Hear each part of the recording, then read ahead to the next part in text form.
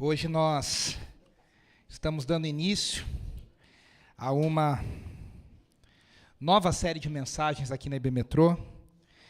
A nossa série, também no Antigo Testamento, a gente estava falando sobre Gênesis, e a gente agora vai falar em Êxodo, não o livro de Êxodo todo, mas uma série, um tema muito específico, e capítulos muito específicos do livro de Êxodo, e a nossa série se chama A Presença Gloriosa, a habitação divina em meio ao seu povo em Êxodo. Nós vamos ver o que Deus quer nos mostrar nesse livro tão especial de Êxodo, o que Deus quer falar conosco nesse tempo, sobre esse tema tão importante e tão interessante, sobre a presença de Deus no meio do seu povo.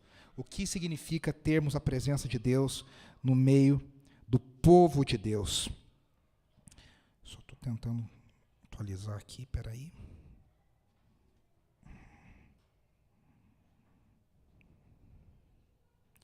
Se não for, eu vou por aqui.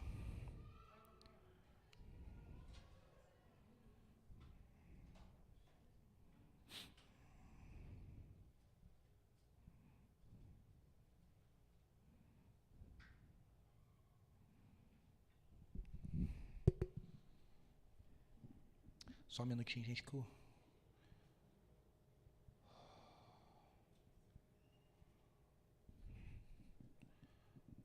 Sumiu o esboço.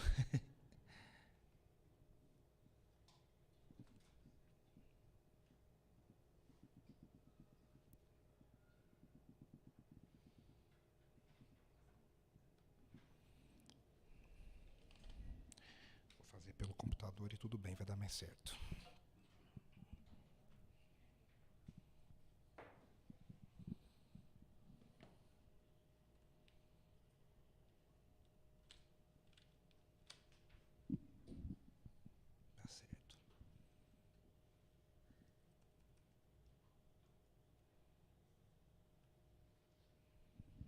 Agora sim, a gente consegue caminhar assim. A gente chegou no final da série Famílias Imperfeitas e Graça Perfeita, e algumas coisas ficaram muito claras para nós, né? Deus escolheu...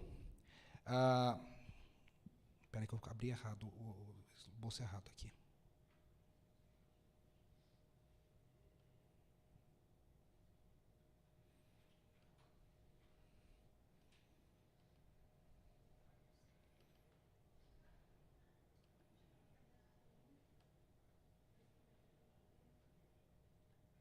Que coisa estranha, está sumindo aqui, ó.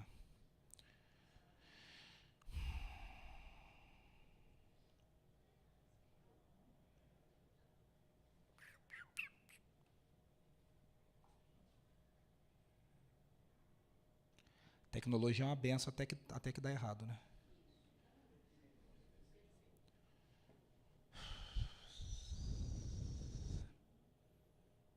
O esboço estava aberto aqui certinho.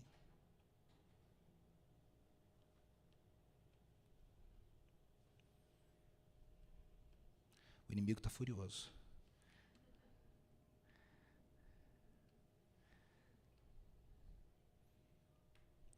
Graças a Deus apareceu.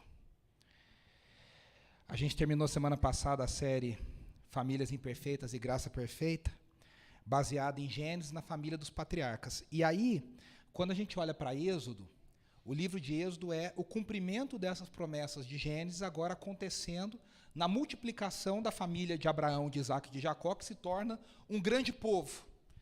E aí o mesmo tema de Gênesis, lembra que a promessa de Gênesis tinha dois temas, né? A promessa de Abraão, que Deus ia fazer um povo para Abraão, mas esse povo ia habitar uma terra. E o livro de Êxodo trabalha exatamente com esses dois temas. Um povo que é o povo de Deus, que esqueceu que é o povo de Deus, porque cresceu muito e cresceu no Egito, e esse povo vai em direção a essa terra, a terra prometida. E aí, quando a gente olhou pela última vez, na última mensagem, para a família escolhida, a gente viu José como governador do Egito, e Jacó vindo com seus 11 filhos, com seus outros 11 filhos, e com todas as outras filhas mulheres e os seus rebanhos e tudo que lhe pertencia, vindo para o Egito, para morar ali no Egito, para sobreviver a um período de fome. Só que agora, nessa nova série de mensagens, a gente vai avançar na jornada do povo de Deus em Êxodo. Esse povo agora vai sair do Egito em direção à terra prometida, em direção ao que Deus prometeu. Só que a gente vai ter um olhar muito específico em todas as mensagens dessa série. E eu queria que você guardasse isso em todas as séries todas as mensagens dessa série. Como é que Deus se revelou ao seu povo? Como é que Deus mostrou quem Ele é para o seu povo? Como é que Deus habitou no meio do seu povo? Essas são perguntas muito importantes, porque a gente lida como igreja com a presença de Deus. A gente não vem cumprir uma tabela para falar para Deus, eu fui no culto, o Senhor me aceita aqui porque eu cumpri as exigências, eu tive 75% de presença nos cultos, e aí o Senhor pode me aceitar aqui porque eu fui no curso. A gente lida de uma forma muito estranha com a ideia do cultuar, do ser povo de Deus. A gente não está trabalhando com uma escola que fica anotando a presença das pessoas, dos alunos. A gente trabalha com Deus que habita em meio ao seu povo e forma o seu povo enquanto habita no meio do povo. Essa é a grande questão. Nós estamos sendo transformados à presença de Deus, sendo igual a Deus, enquanto Deus habita em meio ao seu povo. Só que aí, para quem tem um mínimo de noção da história bíblica, nós temos um problema. Nós somos extremamente pecadores, não sei vocês, mas só eu aqui já garanto uma boa parcela de pecados aqui no meio do grupo. Se a gente for um pouquinho sincero com a gente mesmo, nós somos extremamente pecadores e Deus é extremamente santo. Essa equação não fecha. Porque se Deus é santo e nós somos pecadores, quando as duas coisas se reúnem, a santidade de Deus nos fulmina. A gente desaparece, a gente some. Então, como é que Deus pode habitar no meio do povo e o povo não ser consumido? Como é que Deus pode ter misericórdia e nos revelar quem Ele é e nós não sermos completamente destruídos por quem Ele é?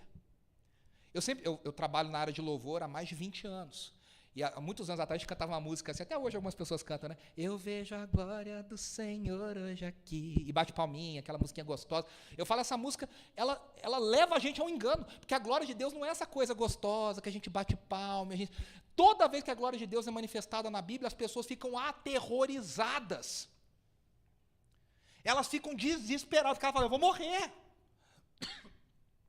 Porque Deus é santo, eu não sou. E se a gente acha que é quando Deus aparece, a gente descobre que não é. Então a grande pergunta é, como é que Deus se revelou? E como é que Deus habitou em meio ao seu povo? E tem uma terceira pergunta, como é que Deus formou o seu povo? Porque como Deus formou, é como Deus continua formando o seu povo. E aí esse livro que a gente vai usar, que é o livro de Êxodo, Êxodo significa saída. É a saída do povo do Egito. Ele apresenta essa jornada extraordinária do povo de Israel, desde a escravidão no Egito até a liberdade na terra prometida. O estabelecimento da aliança com Deus no Monte Sinai. Êxodo inicia com uma visão geral do contexto histórico, e ele vai mostrar para a gente como é que estava a situação do povo de Israel 400 anos depois do período de José. E isso está lá em Êxodo, capítulo 1, a gente vai ler aqui. A mensagem de hoje se chama Terra Santa, né? A revelação do nome de Deus. Êxodo 1, nos versículos 5 a 13, começa assim. Ao todo, os descendentes de Jacó eram 70. Isso está falando quando... Obrigado, Jim. Quando eles vieram para o Egito, né? José, porém, já se encontrava no Egito. Ora, morreram José, todos os seus irmãos e toda aquela geração.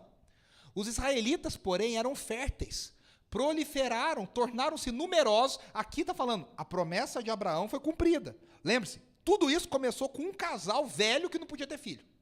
Ele está dizendo, eles se proliferaram, tornaram-se numerosos e fortaleceram-se muitos, tanto que encheram o país.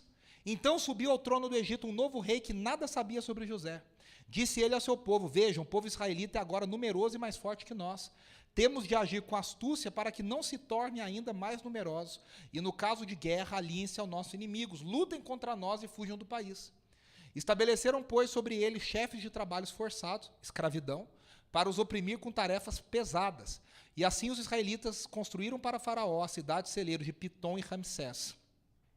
Todavia, quanto mais eram oprimidos, mais numerosos se tornavam e mais se espalhavam. Por isso os egípcios passaram a temer os israelitas e os sujeitaram a cruel escravidão. Agora veja, isso aqui é a situação que o povo está. E Deus, na sua misericórdia, vai levantar Moisés, que é a grande figura do livro de Êxodo, como libertador do povo, tirar essa nação oprimida e agora levá-los em direção à terra prometida. Através de Moisés, Deus vai operar sinais e maravilhas, Deus vai confrontar o faraó, Deus vai derrotar o faraó. Lembre-se, o faraó era o rei mais importante, mais poderoso do mundo a essa época. E Deus vai, então, libertar o seu povo, e Deus vai colocar esse povo em direção a uma marcha para a terra prometida, em meio ao deserto. O livro de Êxodo é sobre isso. Eu até quero mostrar para vocês aqui um gráfico. Está em inglês, está pequenininho, mas é só para vocês entenderem. É sobre, aqui estão os capítulos. Então, do capítulo 1 até o capítulo 18, vai mostrar Israel no Egito, Israel no Sinai, e agora Israel caminhando em direção à terra prometida no Sinai. Aqui nós temos a escravidão, o chamado de Moisés, as pragas do Egito, a passagem pelo Mar Vermelho, a chegada no deserto, e depois do capítulo 19, quando são dados os 10 mandamentos, a partir do 19, o 20 é o capítulo dos 10 mandamentos, o decálogo, até o 40, Deus vai falar sobre a lei e a adoração, vai falar sobre a presença de Deus, vai falar sobre a construção do tabernáculo. As duas palavras do livro de Êxodo são adoração e libertação. Libertação que gera adoração. A libertação que transforma o povo escravo num povo livre para adorar o Senhor. É interessante, a gente cantava isso, né? No Egito escravo eu fui, sim, sim, ó sim, deixar sair meu povo para prestar-me culto. Veja que desde criança a gente aprendeu essa verdade. O povo foi colocado em liberdade não para ser livre, não para levantar e falar que é liberdade, que é democracia, a gente aqui está vivendo na terra livre. Não. Eles foram libertados para poderem adorar a Deus e prestarem culto a Deus. E nesse processo eles seriam formados como povo de Deus. O texto de Êxodo diz que nesses 400 anos, o faraó esqueceu quem era José. E a grande verdade é que o povo de Israel esqueceu quem era o Deus deles. Nos 400 anos, eles estavam no Egito, e eles estavam tão acomodados, se é que isso é possível numa situação de escravidão, mas porque depois que eles saem, você lembra que ele fala assim, que saudade da cebola do Egito, que saudade do tempo que a gente levava umas chibatadas. Eles estavam tão acomodados que eles esqueceram quem era o Deus deles, quem eles eram, qual era a história deles. E agora Deus vai recuperar, através de Moisés, a liberdade, mas mais do que isso, a identidade desse povo. E aí a gente chega no texto maravilhoso de Êxodo capítulo 3, dos versículos 1 ao 17, a gente vai ler junto aqui. Êxodo 3, do 1 ao 17. É um texto maravilhoso da palavra do Senhor que diz assim: Moisés pastoreava o rebanho do seu sogro Jetro, que era sacerdote de Midian. Um dia levou o rebanho para o outro lado do deserto e chegou a Horebe, o monte de Deus. Ali o anjo do Senhor lhe apareceu numa chama de fogo que saía no meio de uma sarça. Moisés viu que, embora a sarça estivesse em chamas, esta não era consumida pelo fogo. Que impressionante, pensou. Por que a sarça não se queima? Vou ver isso de perto. O Senhor viu que ele se aproximava para observar. E então, do meio da sarça, Deus o chamou: Moisés, Moisés. Eis-me aqui, respondeu ele. Então disse Deus: não se aproxime, tire as sandálias dos pés, pois o lugar em que você está é terra santa. Disse ainda: eu sou o Deus de seu pai, o Deus de Abraão, o Deus de Isaque, o Deus de Jacó. Então Moisés cobriu o rosto, pois teve medo de olhar para Deus. Disse o Senhor: de fato tenho visto a opressão sobre o meu povo no Egito, e também tenho escutado o seu clamor por causa dos seus feitores, e sei quanto eles estão sofrendo. Por isso desci para livrá-lo das mãos dos egípcios e tirá-los daqui para uma terra boa e vasta, onde manam leite e mel, a terra dos cananeus, dos hititas, dos amorreus, dos ferezeus, dos heveus e dos jebuseus. Pois agora o clamor dos israelitas chegou a mim, tenho visto como os egípcios os oprimem. Vá, pois, agora, eu envio ao faraó para tirar do Egito o meu povo, os israelitas. Moisés, porém, respondeu a Deus: quem sou eu para apresentar-me ao faraó e tirar os israelitas do Egito? Deus afirmou: eu estarei com você. Essa é a prova de que sou eu quem o envio. Quando você tirar o povo do Egito, vocês prestarão culto a Deus neste monte. Moisés perguntou: quando eu chegar diante dos israelitas e lhes disser, o Deus dos seus antepassados me enviou a vocês, e eles me perguntarem qual é o nome dele, que lhes direi? Disse Deus a Moisés: eu sou o que sou. É isso que você dirá aos israelitas: eu sou, me enviou a vocês. Disse também Deus a Moisés: diga aos israelitas, o Senhor, o Deus dos seus antepassados, o Deus de Abraão, o Deus de Isaque, o Deus de Jacó, enviou-me a vocês. E esse é o meu nome para sempre, nome pelo qual serei lembrado de geração em geração. Vá, reúna as autoridades de Israel e diga-lhes: o Senhor, o Deus dos seus antepassados, o Deus de Abraão, de Isaque e de Jacó, apareceu a mim e disse: eu virei em auxílio de vocês, pois vi o que lhes tem sido feito no Egito. Prometi tirá-los da opressão do Egito para a terra dos cananeus, dos hititas, dos amorreus, dos ferezeus, dos heveus e dos jebuseus, terra onde manam leite e mel. Primeira coisa que a gente vê nesse texto: o Deus que se revela a seu tempo. Por que a gente está falando isso, né? A primeira coisa, só uma curiosidade, o texto começa dizendo que Moisés estava pastoreando os rebanhos do seu sogro Jetro. Aqui tem uma curiosidade: o sogro de Moisés tinha sido chamado de Reuel no capítulo anterior. E aí fica a pergunta: por que ele troca de nome? Qual que é a diferença? Não se sabe se são duas pessoas diferentes, provavelmente não. Provavelmente é a mesma pessoa, só que talvez Jetro, seja um título ligado ao sacerdócio dele. Ele era um sacerdote no meio dos midianitas. O fato é que a partir daqui o sogro de Moisés será chamado de Jetro. E aí a gente vai ver uma coisa aqui, né, que o texto fala: estava Moisés pastoreando as ovelhas do seu sogro Jetro. Tá, mas quem que é esse Moisés? Esse Moisés foi um homem, a gente lê na história, educado na corte do Egito. Ele foi educado como filho da filha do faraó, neto do faraó. Ele recebeu do bom e do melhor. Ele teve acesso aos melhores professores, a melhor educação. Se fosse hoje, a gente ia falar, ele teve acesso às melhores faculdades, ele estudou com os melhores professores, ele teve recurso que nunca faltou sobre a vida dele, ele teve tudo do bom e do melhor.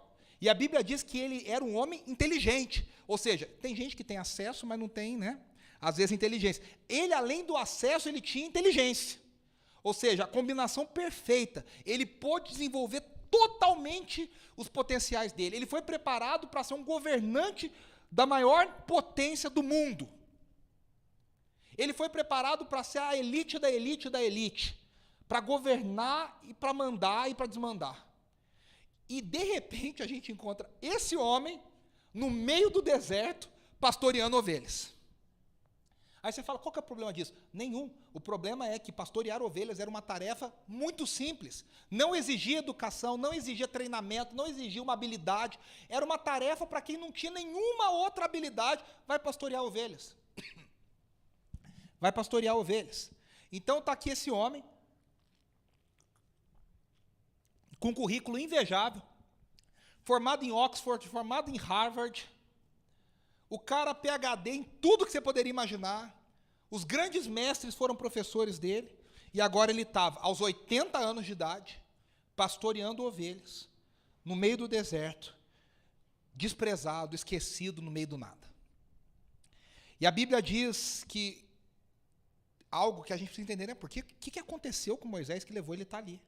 E a Bíblia nos diz que quando Moisés tinha 40 anos, ele sabia quem ele era. Isso é muito interessante. Ele nunca esqueceu de onde ele veio. Por quê? A gente sabe da história.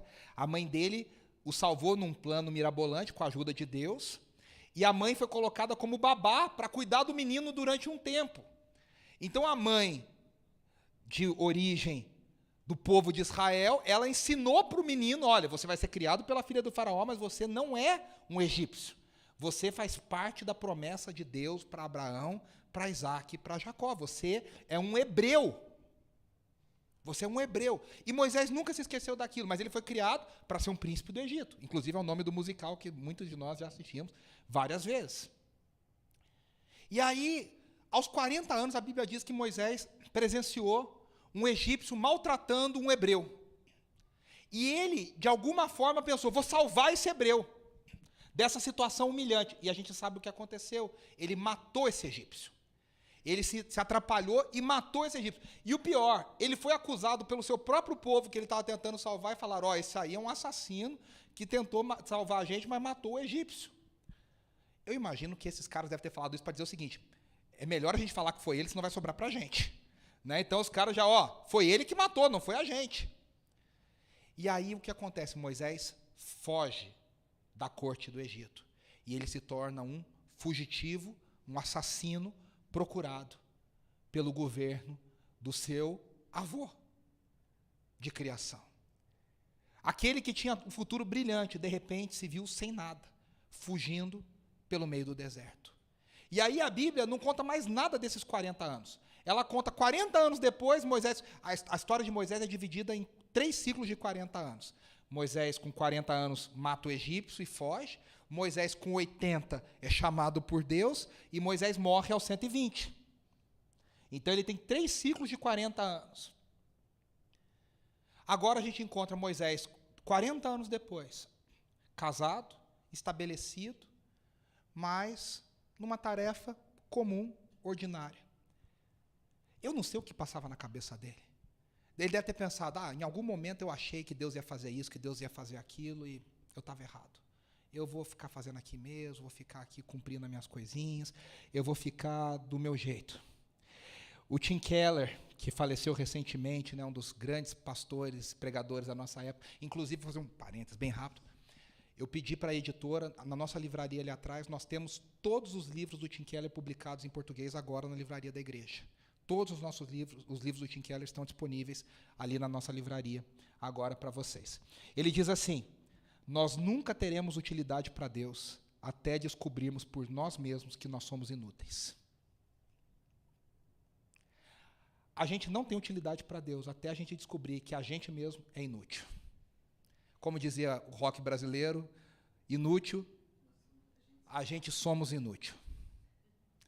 Moisés precisou de 40 anos para Deus colocar ele na universidade do deserto, na escola do deserto, que nenhuma escola do Egito ensinou isso para ele. A escola do Egito ensinou que ele era o máximo, que ele era poderoso, que ele era incrível, que ele era inteligente, que ele era maravilhoso, que ele poderia acontecer e fazer. E ele precisou de 40 anos para desconstruir isso na cabeça dele, para Deus falar para ele, você não é um nada, você é um nada. Você é um nada. No mundo dos coaches que a gente vive hoje, a gente quase não escuta mais isso. O único coach que ensina isso é o coach de fracassos, né? Se não deu errado é porque você ainda não chegou no fim, né? São as palavras abençoadoras do coach de fracassos.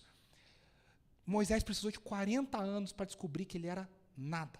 Que todos os recursos que ele aprendeu, que todas as técnicas que ele aprendeu, que todas as línguas que ele aprendeu, que todas as culturas que ele conheceu não serviam para nada, que ele era um inútil. E aí, quando ele percebe que ele é um inútil, ele tem certeza que ele é inútil, Deus fala, agora ele está pronto. Agora eu posso começar a trabalhar com você. Meus irmãos, o tempo de Deus não é o nosso tempo. Quando a gente acha, eu me lembro, eu tenho até vergonha de falar isso, com 17 anos eu entendi que Deus queria que eu fosse servir no ministério. E aí eu pensei assim, eu posso ir para um seminário para ter um diploma, mas eu não achava que eu precisava ir aprender coisa no seminário. Eu achava que eu só precisava de um diploma, que eu estava pronto aos 17 anos para cumprir o ídolo do Senhor pelas nações, para fazer o que Deus quisesse que eu fizesse. Lê do engano. Deus precisou de um trabalho comigo para mostrar, você é um nada, você precisa da graça. Quando a gente acha que está pronto, Deus precisa colocar a gente nessa escola do deserto, para mostrar para a gente que não é o dinheiro que a gente tem na conta, não é o sobrenome que a gente tem na identidade, não é o pai, a mãe, a avó, o tio, sabe com quem que você está falando? Isso não adianta nada. Deus, a gente só tem utilidade para Deus quando a gente chega para Deus e fala, eu não tenho nada para te oferecer. A gente canta isso, né? Se tu olhares, Senhor, para dentro de mim, nada... Aí tem uns crentes que falam assim, mas nada? Nossa, mas eu tenho que ter alguma coisa, nada. Meu irmão, é nada. Você não tem nada para oferecer.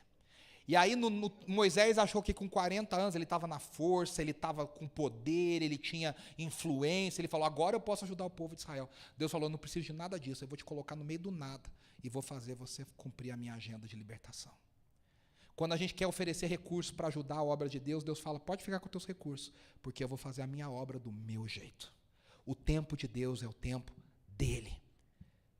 Eu até contei para os meninos uma história, eu tinha um professor no seminário, que uma vez ele chegou atrasado, ele era pequenininho, mas ele era assim, sabe, cheio de panca, assim, porque até por ser pequenininho ele tinha que se projetar, então ele era cheio da personalidade. Aí um dia ele chegou atrasado, ele nunca atrasava, aí um dia ele chegou atrasado, aí uma aluna bem bocuda falou assim, professor, chegou atrasado, hein?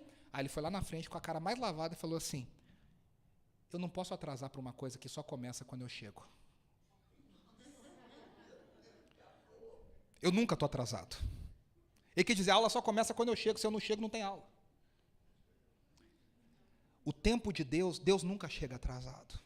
Tem uma canção que a gente canta que diz, é só esperar acontecer, é só continuar e não deixar que as lágrimas embacem o olhar e não deixar que a tristeza tire a força do caminhar continuar. E o coro diz, Jesus, plano melhor, nunca chega atrasado, sua hora é perfeita, sua maneira a mais linda.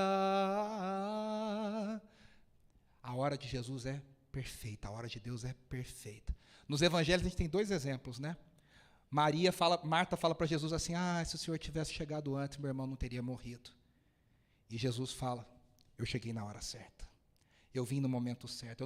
Eu vim para que Lázaro tivesse morrido, para que ele ressuscitasse para a glória de Deus. A gente vê quando ele vai indo para a casa de Jairo, e no meio, o pai desesperado, a menina doente, a menina morrendo, e Jesus Jesus atende outras pessoas, Jesus faz outros milagres, Jesus conversa, e o Jairo devia estar arrancando os cabelos, fala, meu Deus. E quando ele chega, a menina morreu. E Jesus fala, ela não morreu, ela apenas dorme. Para quê? Para a glória de Deus se manifestar através da vida daquela menina. Meus irmãos, quando a gente acha que Deus está atrasado, é a gente que está no fuso horário errado. A gente precisa aprender a orar, Senhor, me ajuda a entender a tua hora, me ajuda a entender a tua maneira, me ajuda a entender o jeito que o Senhor quer fazer as coisas. É no tempo dele, é no tempo dele. E aí toda essa passagem, ela é estruturada num esquema AB, AB, AB. Deus se revela, Moisés responde. Deus se revela, Moisés responde. Deus se revela, Moisés responde. Moisés achava que ia ser mais um dia ordinário. Um dia comum, mas não foi. E aqui tem um reflexo do Evangelho. Eu e você somos atingidos pela graça em momentos que a gente acha que vão ser mais um dia comum, momentos mais comuns, situações comuns. Quantas vezes eu e você achamos, mais um dia, mais uma conversa, mais um trabalho, mais uma vez, e de repente aquele dia a graça de Deus nos atingiu, aquele dia a revelação de Deus nos atingiu, aquele dia a graça de Deus num dia ordinário, numa situação comum. Eu tenho certeza que se eu pedir para cada um contar aqui, pouquíssimos vão ter uma experiência assim, de que o céu se abriu, que um raio desceu, que veio um relâmpago.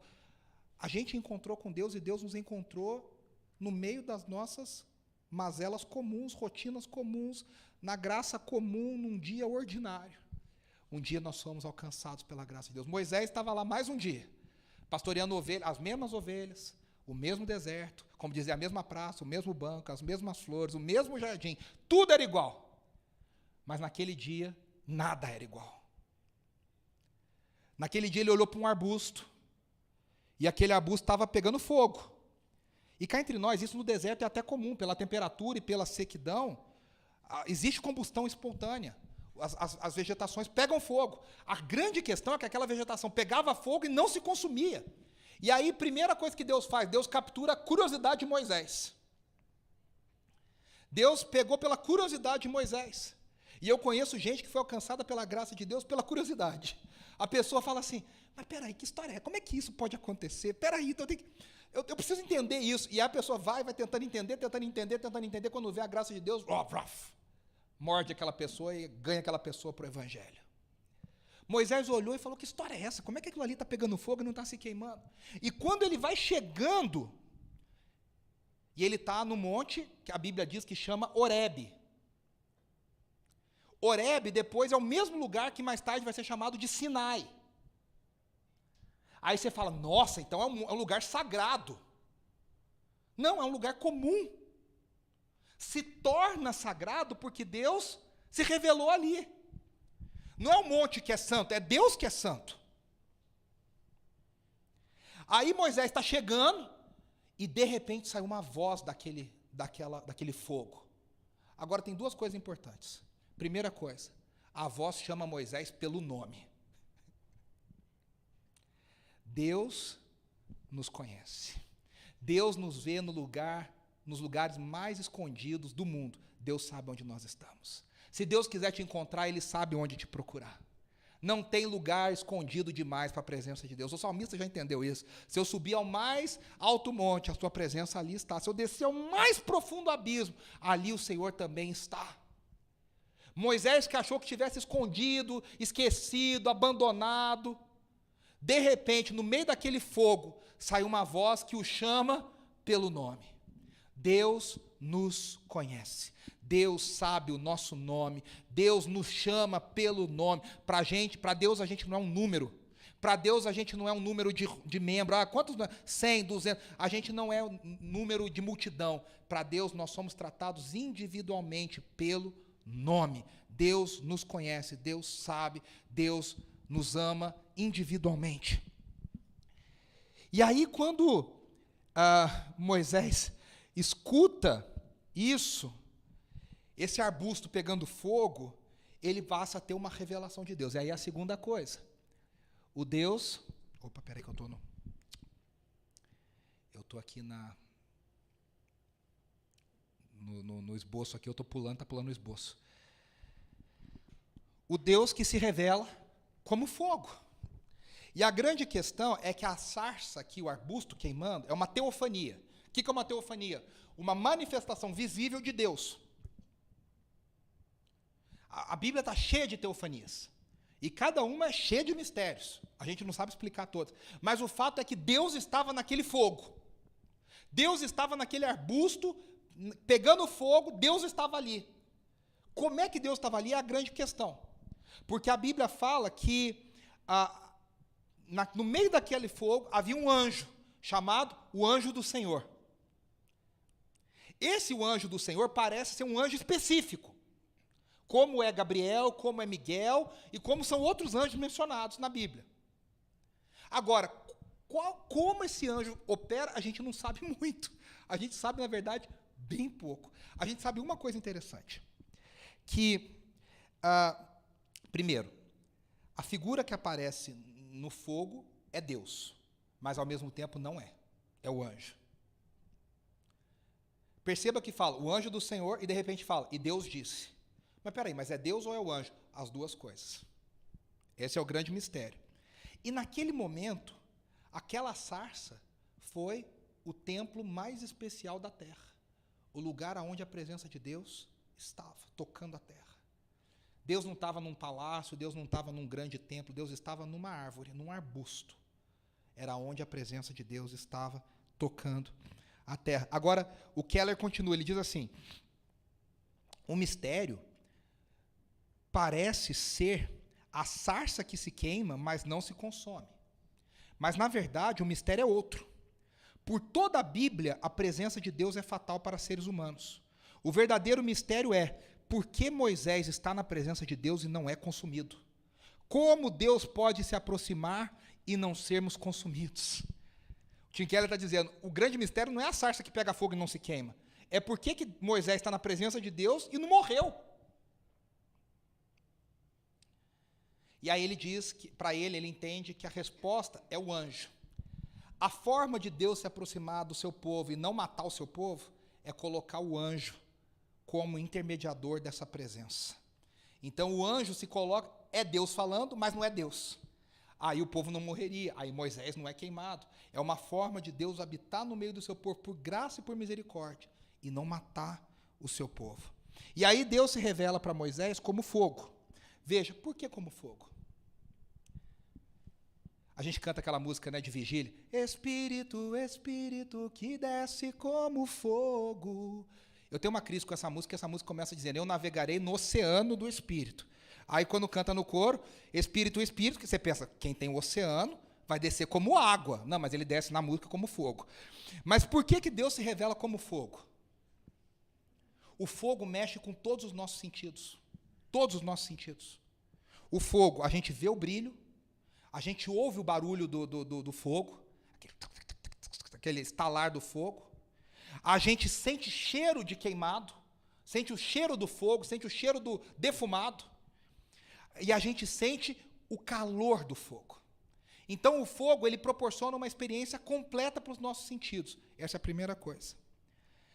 Você não crê no fogo, você não precisa acreditar no fogo, você primeiro sente o fogo. O Deus que se revela no fogo, ele não precisa ser crido, ele precisa primeiro ser experimentado. Para Moisés não é um fogo holográfico, é um fogo de verdade, que faz tudo isso, que ele escuta o barulho, que ele sente o cheiro, que ele escuta, que ele vê o brilho, que ele sente o calor. É uma experiência sensorial para Moisés. E aí, antes de Deus, a Moisés, antes de dizer a Moisés o nome dele, Deus mostrou quem ele era, através do fogo. Tem uma frase que diz assim, olha, a sarça revela a própria natureza de Deus.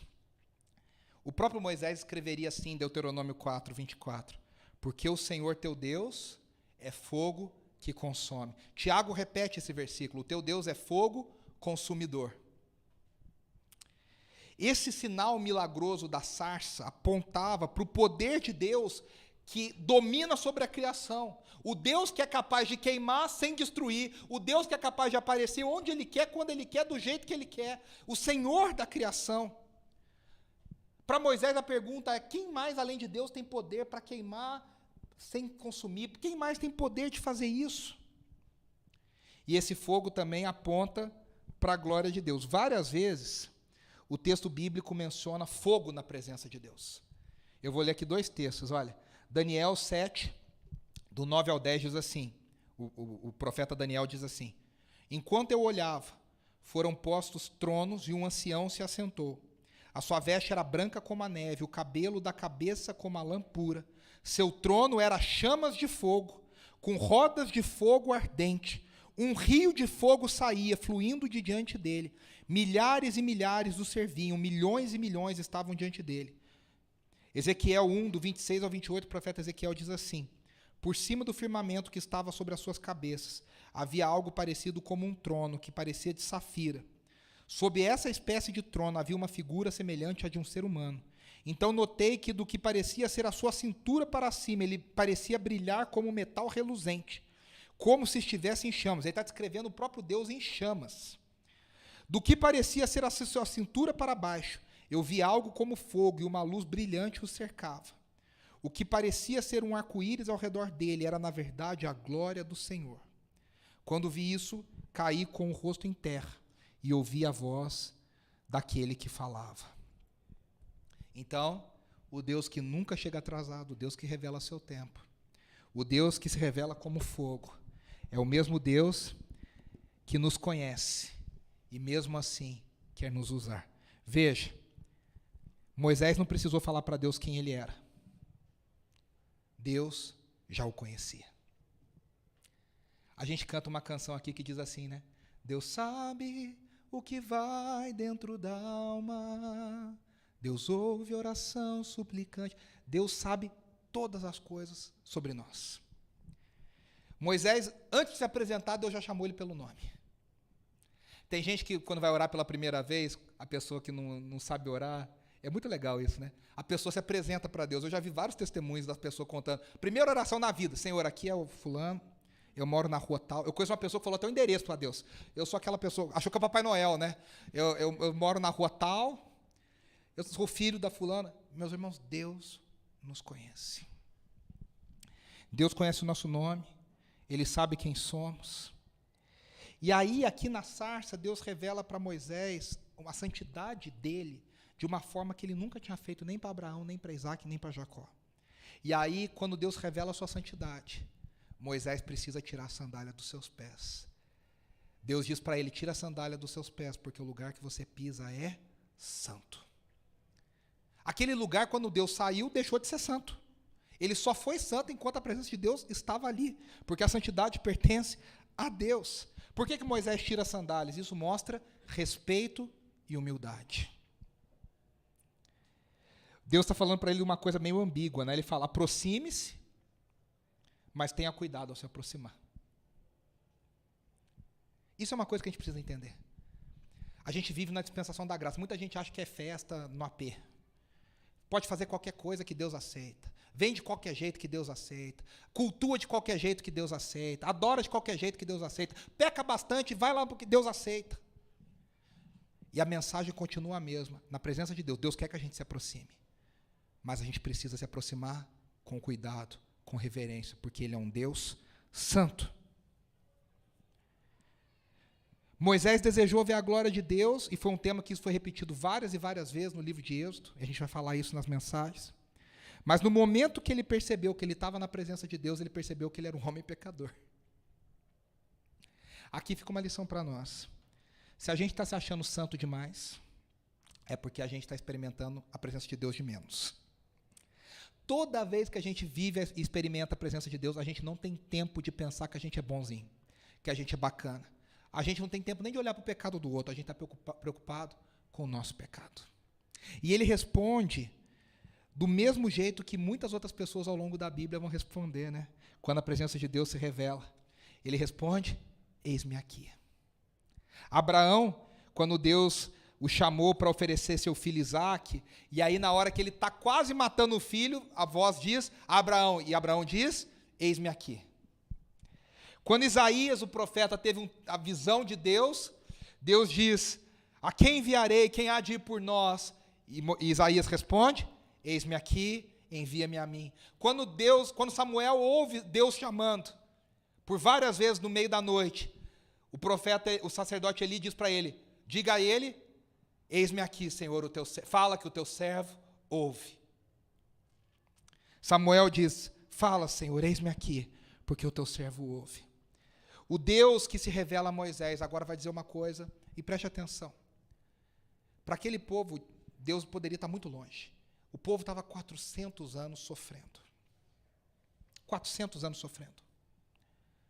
Mas Deus diz, eu não estou longe, eu estou muito perto. Eu sei de cada coisa. Veja, os verbos que a gente leu ali. Deus ouviu o lamento, Deus se lembrou da aliança, Deus olhou para o seu povo e Deus viu a situação do seu povo.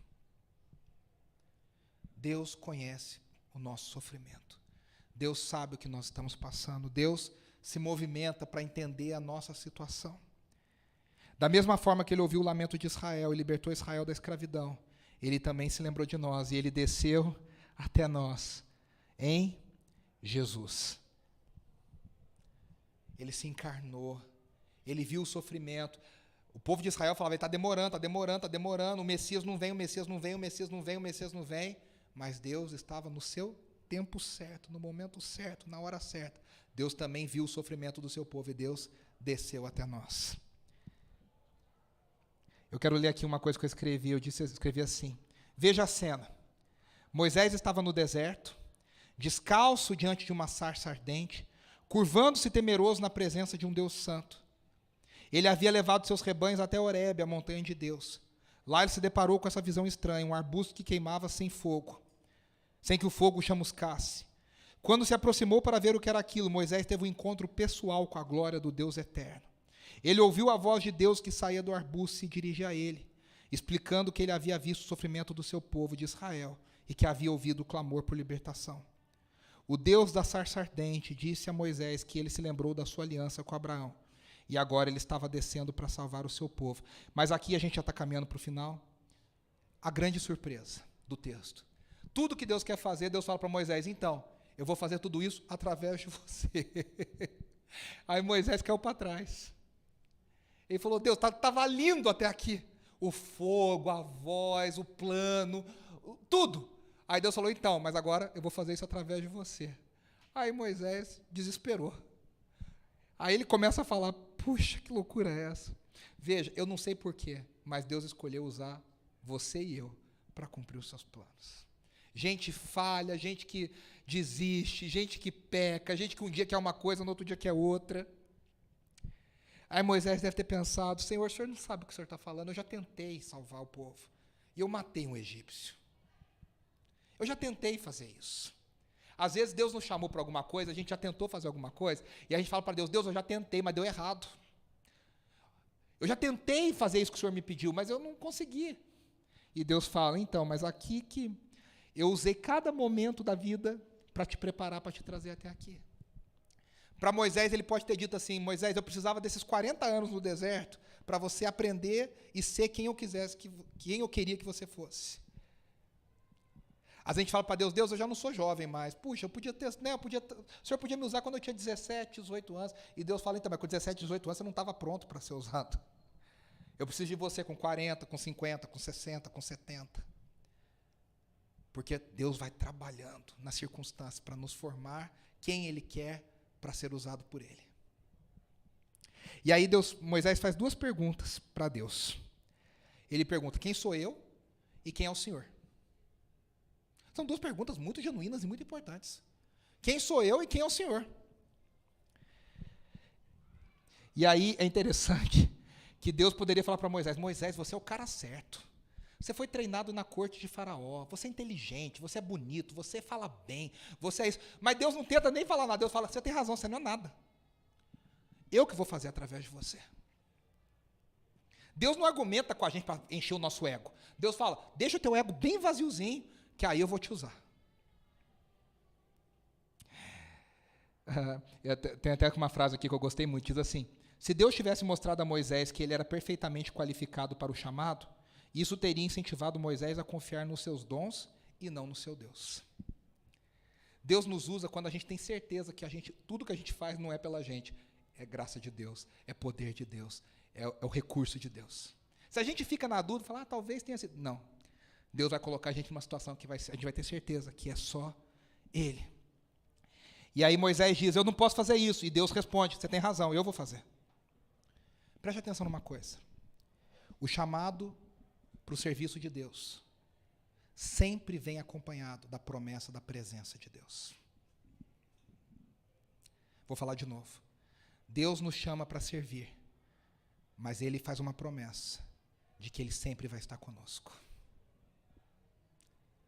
Senão seria impossível.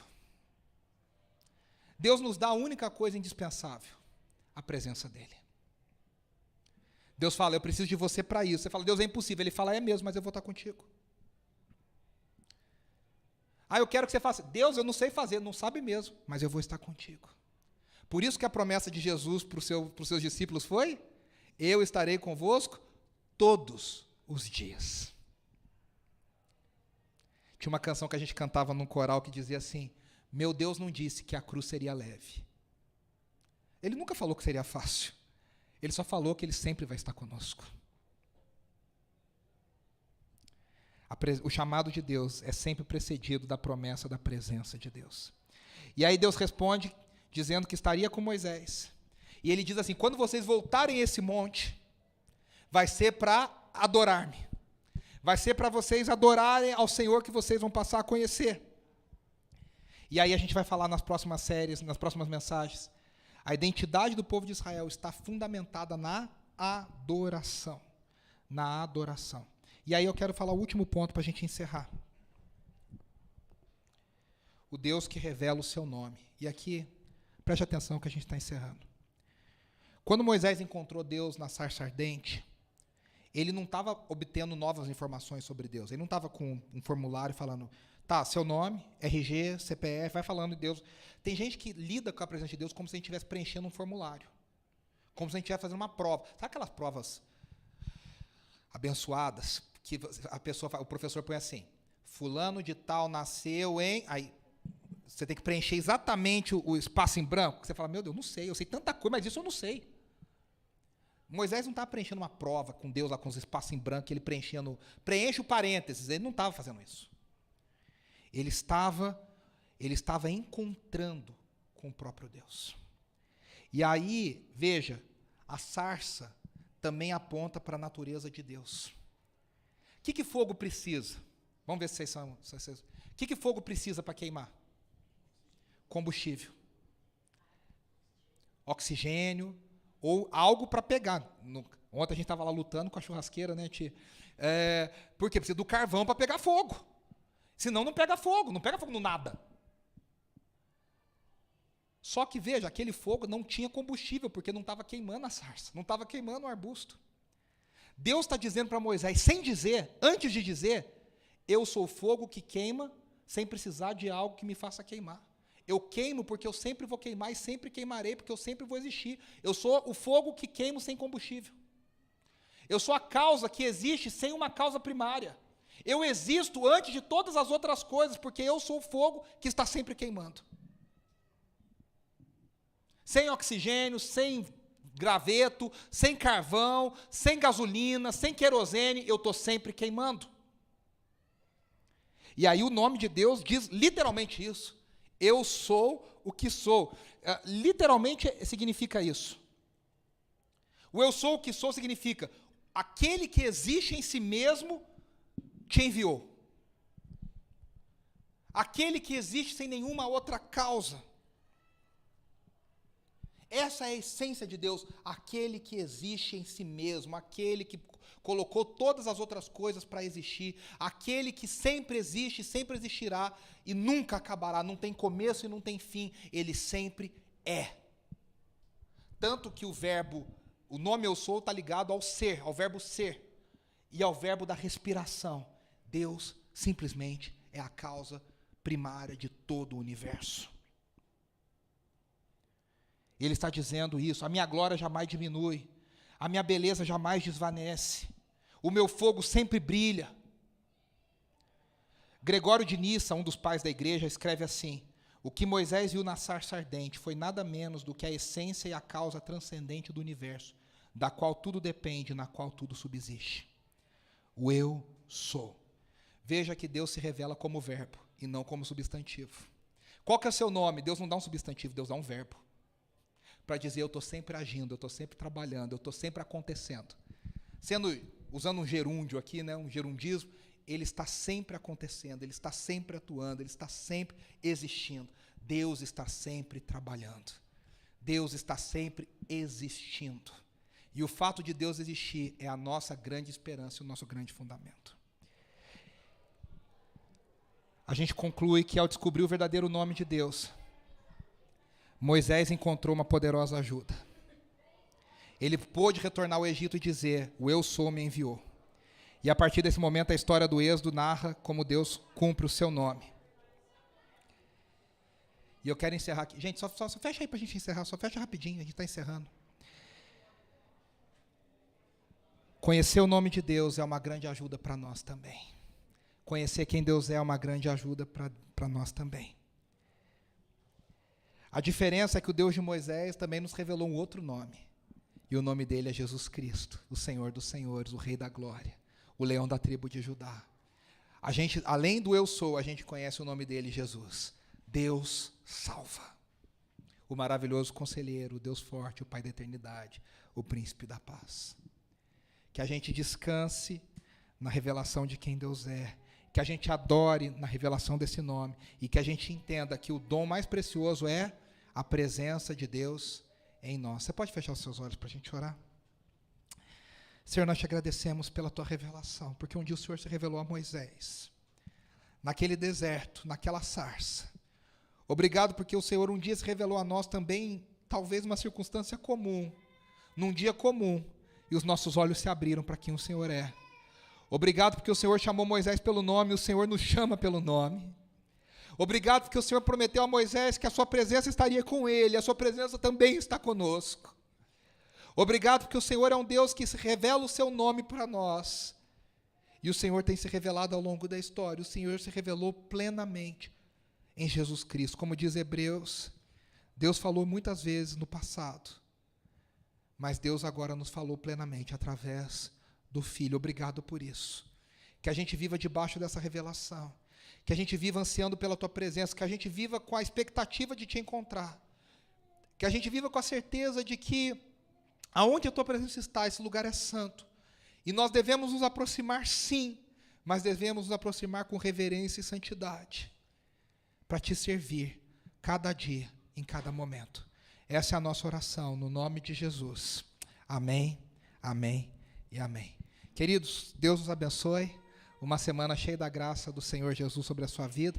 Eu acho que essa semana tem pequeno grupo, né, Ana? Que não teve na semana passada, eu acho que essa tem, né? Se a Ju estiver bem, a gente vai confirmar no WhatsApp, mas a gente deve ter o pequeno grupo. Deus abençoe, um grande abraço. Não saia sem dar um abraço perto da pessoa que está perto de você. Abração, gente. Deus abençoe.